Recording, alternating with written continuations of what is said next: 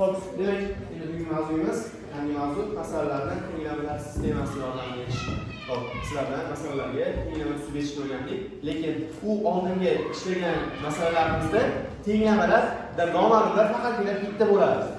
Yoki biridan birini ortiq yoki biridan birini kam, marta kam yoki marta ortiq deb beradi. Endi bugungi ishlaydigan masalalarimizda noma'lumlar ikkita bo'ladi. Bir-biridan ortiq ham demaydi yoki kam ham demaydi-da. Shuning uchun endi biz ularni tenglamalar sistemasi yordamida yechamiz. Ya'ni ikkita noma'lumli tenglamalarni yechamiz. Xo'p, endi ikkita noma'lumli tenglamalarni yechishdan oldin shunaqa tenglama suvashimiz kerak bo'ladi. Berilgan masalaga mos tenglama suvashimiz kerak bo'ladi. Xo'p, hozir kitobimizda 64-betdagi birinchi masalaga qaraymiz. Xo'p, 64-betdagi birinchi masaladan keladi. Berilgan ikki sonning yig'indisi 25 ga teng. Agar birinchi sonni 3 marta, ikkinchi sonni 2 marta orttirib, yig'inda qayta hisoblansa 68 ga teng bo'ladi. Berilgan sonlarni toping deyapti. Demak, hozir noma'lumlar ikkita bo'lyapti. Ya'ni birinchi son, ikkinchi son. Demak, oldingi ishlaganlarimiz singari noma'lumlarni yozib olamiz birinchi. Birinchi son, ikkinchi son. Oldingi masalada demak o'tganimizda bittasini x derdik. Keyingisi x plus 2 yoki 2x yoki x necha deb belgilardik. Endi bunda unaqa emas. Chunki nechtadir kam, nechtadir ortiq demayapmiz. Shuning uchun birinchisini x deymizda, ikkinchisini y deb turamiz. Ya'ni ikkalasi ham noma'lum. Nechta ortiq, nechta kamligi ham noma'lum hozir. Endi shu ikkala sonning yig'indisi 25 ga teng ekan. Shu ikkala sonni bir-biriga qo'shsa javob 25 chiqadi. Yana agar birinchi sonni 3 marta, ikkinchi sonni 2 marta orttirib desa nima qilamiz? Ko'paytiramiz. Birinchi sonni 3 marta orttiryapti ekan. Birinchisi 3x bo'lib qoldi. 3 marta orttirib. Ikkinchi sonni 2 marta orttirib. Ikkinchi sonni y bo'lib qoldi. Endi qo'shsa shunaqa qiladi. 68 chiqadi. Endi mana shu sistemani ishlab qo'yamiz. Endi bu sistemani ishlash uchun birinchi nima qilamiz? Qaysi harf yo'qotishni tanlaymiz oldin. Qaysi harf yo'qotaylik? Y yo'qotaylik, chunki y ning oldida turgan son kichikroq. Kichikroq ekan. Nima qilamiz y yo'qotishni? Tepanikiga ko'paytirib olamiz. Tepanikiga ko'paytirsak.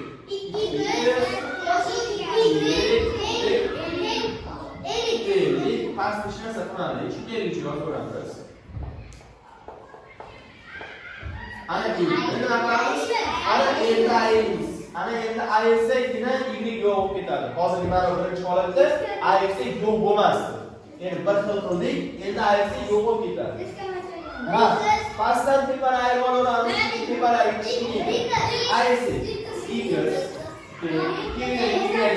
nol bo'lib ketdi. 68 dersak 18. Demak x birinchi sonimiz necha ekan? 18. Birinchi son x deb belgiladik. 18 chiqadi. Birinchi sonimiz 18 ekan. Endi ikkinchi sonni qanday deb topamiz? 18 o'rniga qo'yishdan foydalanamiz. X topdik. X o'rniga olib qo'yib, y topamiz. 3 topaylik. Ya'ni 18 qo'shilgan y 25. Shu joydan 18 ni ayirsak 7. Demak, ikkinchi sonimiz 7. 18 u 7. Tushundingmi?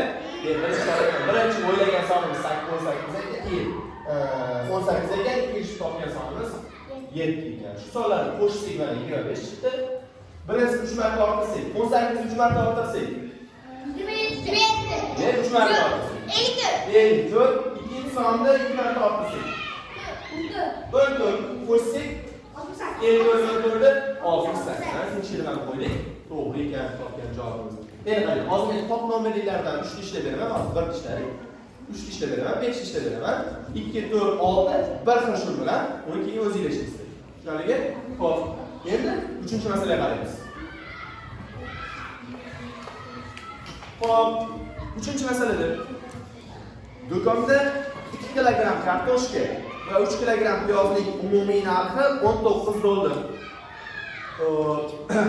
Agar 5 kilogram kartoshka va 6 kilogram piyozning umumiy narxi esa 43 dollar. Piyoz va kartoshkaning narxlarini topingyapti. Nima noma'lum ekan? Piyoz narxi ham, kartoshka narxi ham noma'lum ekan. Demak, piyoz narxini ayni qarang. Hozir piyozning umumiy narxi emas. Nimasini narxi? O'zini narxi. 1 kilogramini narxi. 1 kilogram piyoz bilan 1 kilogram kartoshkaning narxini x deb belgilab olyapmiz. 1 kilogram piyoz narxini x dollar deb belgilasak. 1 kilogram kartoshkaning narxini y dollar. y dollar deb belgilaymiz. Dollar mo. Kartoshkaning x'isi ham bo'lmaydi. Farqi yo'q. Farqi yo'q. Endi do'konda 2 kilogram kartoshka va 3 kilogram oxirida o'zi so'rayotgan nonni almashtirib qo'yibdi. Biz ham shunaqa qilaveraylik, o'rnini almashtirib olaveraylik. Xo'p. Normallar o'rnini almashtirib olaveraylik. Demak, buni x deb qo'yaveraylik. Aytilayotgan bo'yicha qo'yib olishimiz osonroq bo'ladi. Endi 2 kilogram kartoshkaning narxi, misol uchun farz qilaylik, 1 kilogram kartoshkaning narxi 5000 so'm bo'lsa. 2 kilogram narxi necha bo'ladi? 10 000. Qanday qilib topyapmiz? 5 ga Ko'paytiryapsiz, to'g'rimi? Endi hozir ham ko'paytirish amalga oshiramiz. Ya'ni 2 kilogram kartoshkaning narxi necha bo'lsa, 1 kilosi 2 dollar bo'lsa, 2 kilosi 2 kuz. Keyin 3 kilogram piyoz. 2 Jami necha bo'lar ekan? 49 dollar. 19 dollar. Xo'p, endi 5 kilo kartoshka olsa, 5x 5 6 kilogram piyoz. 6 narxi 43 dollar bo'ladi. Mana shu sistemani birinchi qilamiz. Yo'qotishlarni nimani yo'qotaylik? 2 yo'qotaylik, 2 yo'qotganimiz osonroq. Pipani 2 ga ko'paytirib olsak bo'ladi. Shunda y olti etgan sonlarni olib qoladi. Bir xil bo'lib qoladi. Ayni qarang, agar x yo'qotaman deb tanlasak, unda pipani 5 ga past 2 ga ko'paytirib chiqishimiz to'g'ri keladi. Bundan ko'ra faqatgina bittasiga ko'paytirganimiz yaxshiroq. Hop, ko'paytirsak. 4x 6 38. Buni ko'paytirmadi hech narsaga. Shundaylikcha yozamiz. 43 sistema. Endi olamiz. Endi ayolamiz. Farzand ayirsak 5x dan 4x. X teng buni ayirsak. Yo'q ketdi 38 ayirsak. 5. Demak, 1 kilogram kartoshkaning narxi 5 dollar ekan. Endi o'rniga qo'yib endi piyoz narxini topib qo'yamiz. Bu yerga qo'ysak, birinchiga qo'ysak. Osonroq. 5 qo'shilgan. Y teng 19.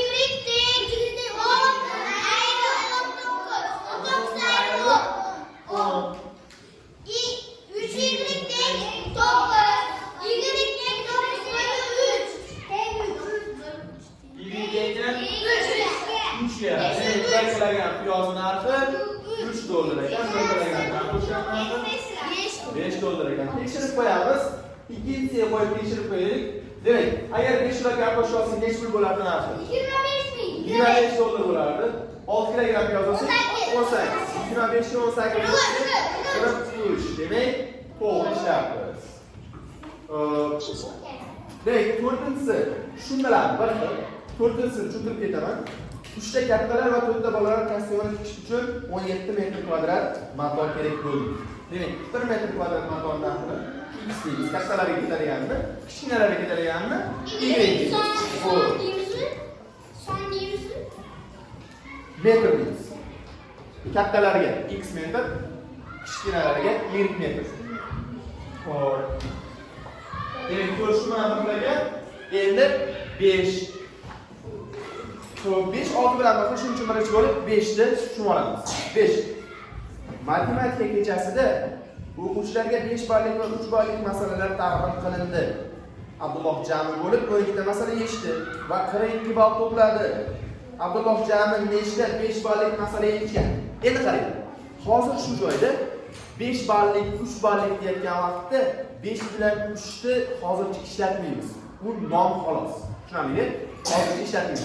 Ya'ni mana piyoz, kartoshka, birinchi son, ikkinchi songa o'xshagan narsalar 5 ballik bilan 3 ballik deyotgan narsa.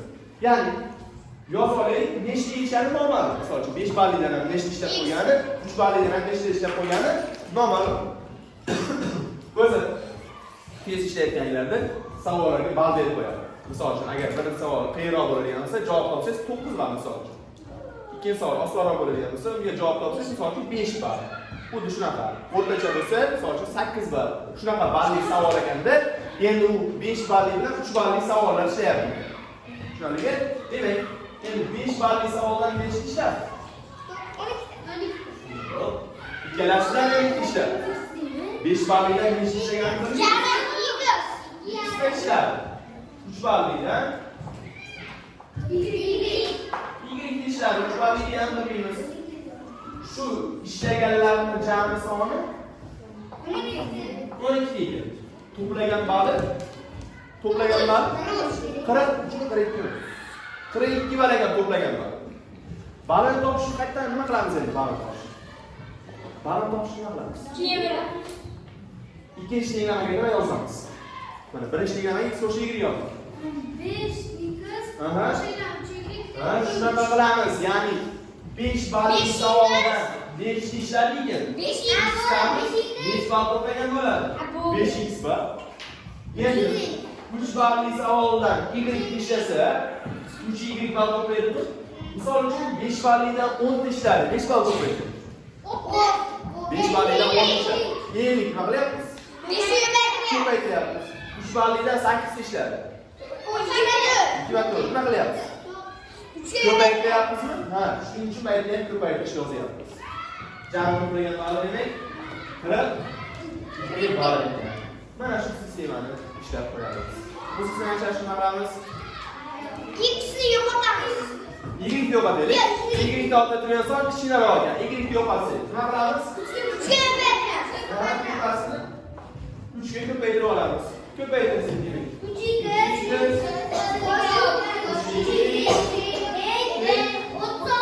36. Pastga. Hech narsa qilmadi pastga. Pastdan tepani. Pastdan tepani ayirib olsak, 5x dan 3x ayirsak, 2x, 3x dan 3x ayirsak, yo'q bo'lib ketdi. 42 dan 36 ayirsak, 6. X teng 3. Ha, 3 ekan. 6 ni 2 ga bo'lsak, 3. Demak, 5 balli savoldan nechta ishlabdi? 3 ishlabdi. Endi 3 ballidan nechta ishlaganini topishni nima qilamiz? 10 x topdik, 10 ga qo'yib y topamiz. 3 dan 12 ni ayiramiz.